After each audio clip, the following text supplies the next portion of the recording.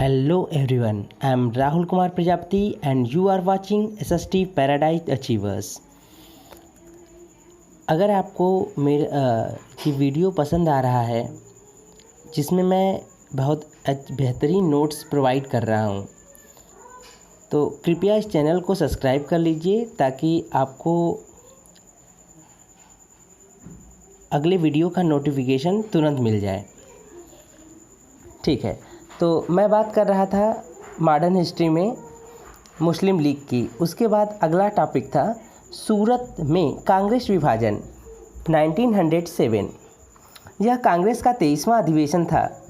यह सूरत में ताप्ती नदी के तट पर आयोजित किया गया था। पहली बार कांग्रेस इसी अधिवेशन में बढ़ जाती है। कांग्रेस के बंटने का मुख्य कारण अध्यक्ष के पद को लेकर विवाद था। यह विवाद 1905 ईस्वी में उत्पन्न हो गया था, लेकिन 1906 में कलकत्ता अधिवेशन में दादा भाई नौरोजी को अध्यक्ष बनाकर के विवाद को टाल दिया जाता है, क्योंकि दादा भाई नौरोजी के प्रति नरमदली और गरमदली दोनों ही आस्था प्रकट करते थे। 1907 में सूरत अधिवेशन में गरमदली लाला लाजपत राय को अध्यक्ष पद के रूप में प्रस्तावित करते हैं, जबकि नरम दलियों द्वारा रास बिहारी घोष को अध्यक्ष पद के लिए चुन लिया जाता है। इसके बावजूद भी गरम दली पूर्व में पास किए गए स्वदेशी, स्वराज, स्वशिक्षा तथा बहिष्कार के प्रस्तावों पर गारंटी लेना चाहते थे, जिसके कारण गतिरोध उत्पन्न हो जाता है। इसी बीच किसी ने मंच पर जूता फेंक दिया। वह जूता गोपाल कृष्ण गोखले तथा सुरेंद्र नाथ बनर्जी को लग जाता है।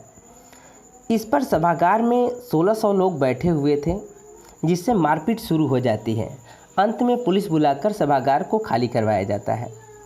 वायसराय मिंटो ने सचिव मार्ले को पत्र लिखा था कि बड़ी अच्छी बात है कि कांग्रेस में फूट पड़ गई है।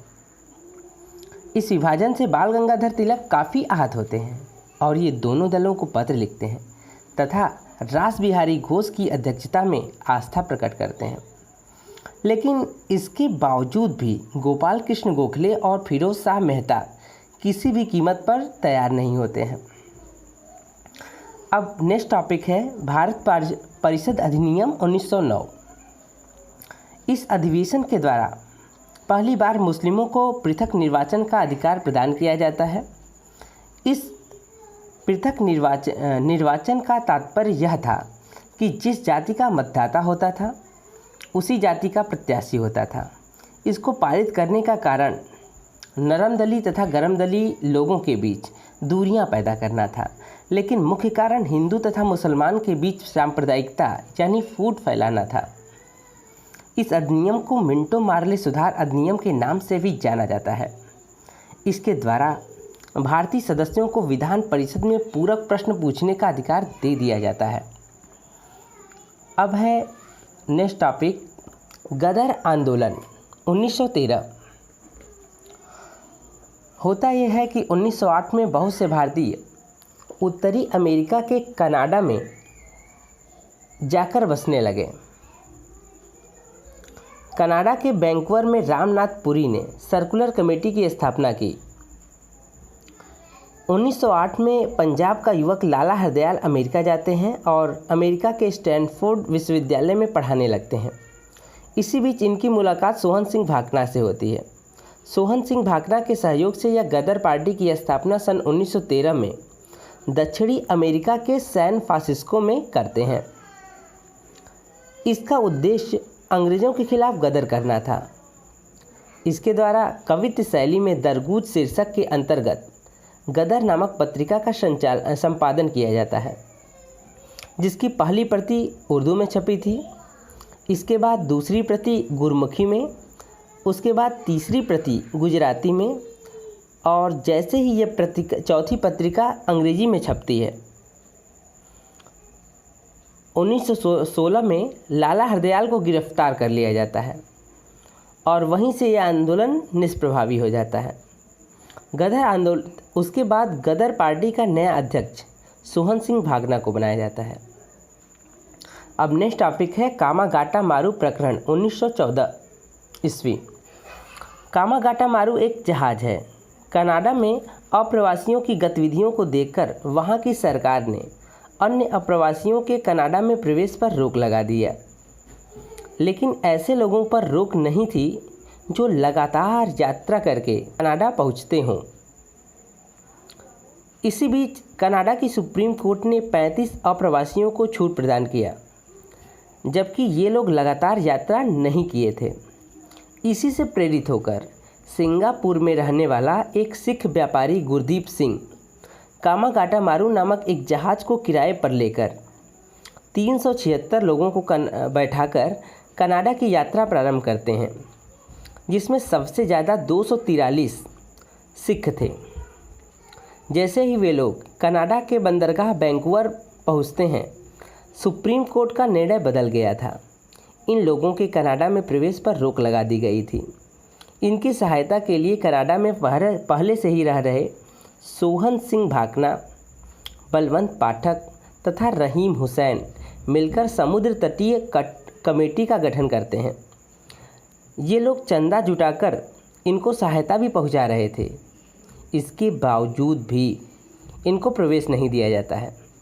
वापसी के समय जैसे ही ये लोग 4 अगस्त 1914 ईस्वी को जापान के याकोहामा बंदरगाह पर पहुंचते हैं तो प्रथम विश्व युद्ध आरंभ हो जाता है।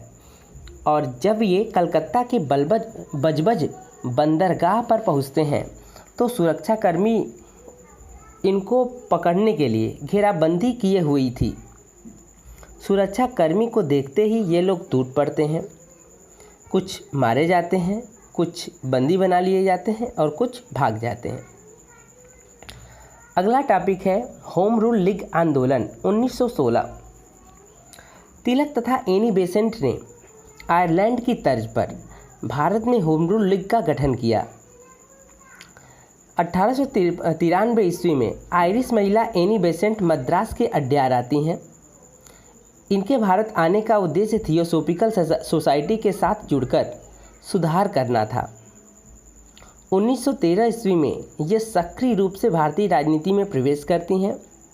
एनी बेसेंट जब भारत आती हैं तो कहती हैं कि मैं टमटम हूँ और सोए हुए भारतीयों को जगाने आई हूँ और संपूर्ण भारतीय सभ्यता पश्चिमी सभ्यता से श्रेष्ठ है। इन्होंने न्यू इंडिया, कॉमनवेल्थ तथा how India fight her freedom नामक पुस्तकों की रचना किया।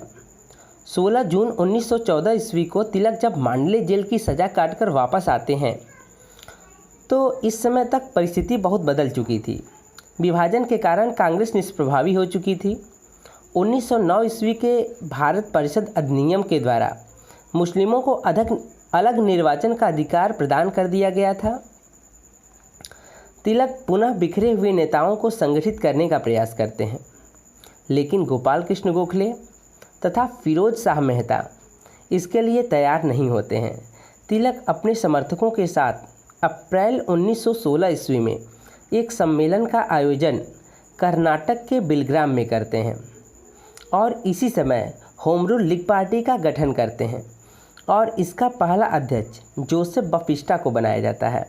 तिलक की लीग कर्नाटक, महाराष्ट्र, मध्य प्रांत तथा बरार के क्षेत्रों तक ही सीमित था। एनी बेसेंट के जो समर्थक थे वो तिलक के साथ जुड़ने के लिए बिल्कुल तैयार नहीं थे और वे एक नई पार्टी का गठन करने के लिए एनी बेसेंट पर दबाव डाल रहे थे। सितंबर 1916 में मद्रास के अड्यार में एनी बेसेंट अपनी अलग होम रूल लीग का गठन करती हैं और इसका अध्यक्ष स्वयं बनती हैं और जॉर्ज अर्नुडेल को इसका सचिव बनाया जाता है। प्रथम मजदूर नेता वीपी वाडिया भी एनी बेसेंट की लीग के साथ जुड़ जाते हैं। एनी बेसेंट की लीग में कार्यालय खोलना बहुत आसान था। जब भी 3 सदस्य हो जाते थे तब एक कार्यालय खोल दिया जाता था। एनी बेसेंट की लीग सबसे ज़्यादा क्षेत्रों में फैली हुई थी। मद्रास में इसकी सबसे ज़्यादा शाखाएं थी। होम रूल लीग आंदोलन का उद्देश्य औपनिवेशिक सत्ता के रहते हुए उसकी नीतियों की कमियों को उजागर करना था। होम रूल लीग आंदोलन का ही परिणाम था कि 1916 में कांग्रेस के अधिवेशन में तिलक तथा एनी बेसेंट के अथक प्रयासों से कांग्रेस के नरम दल तथा गरम दल का विलय हो जाता है। कांग्रेस तथा मुस्लिम लीग समझौता हो जाता है। इसको एक करने में सबसे प्रमुख भूमिका एनी बेसेंट की रहती है।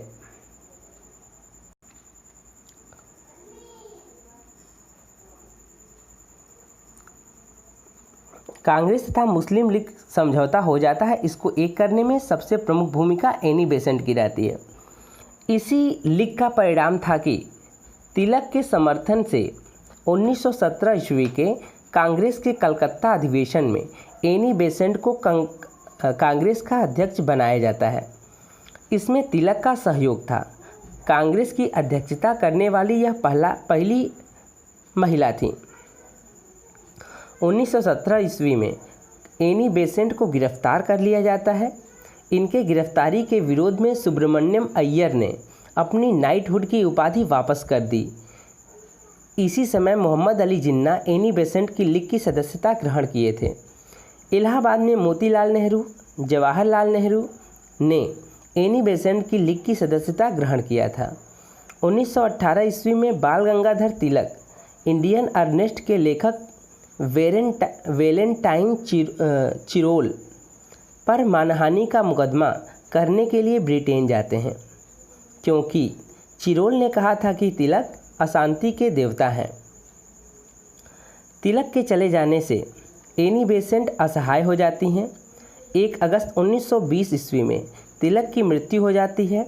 इनकी मृत्यु पर महात्मा गांधी ने कहा था कि मेरा सबसे मजबूत बचाव इस संसार से चला गया।